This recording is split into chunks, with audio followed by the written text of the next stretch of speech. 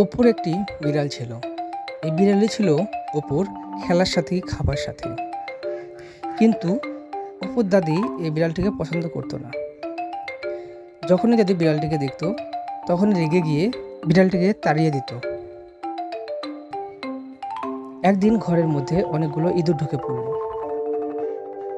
চারিদিকে ইঁদুরগুলো গিয়ে খাবার, কলসির পানি, বালিশের মধ্যে গিয়ে ঢুকে পড়ল। এটি অপুর বিড়ালটি দেখে ফেলল। দেখার সাথে সাথেই সে ইঁদুরের উপরে ঝাঁপিয়ে পড়ল,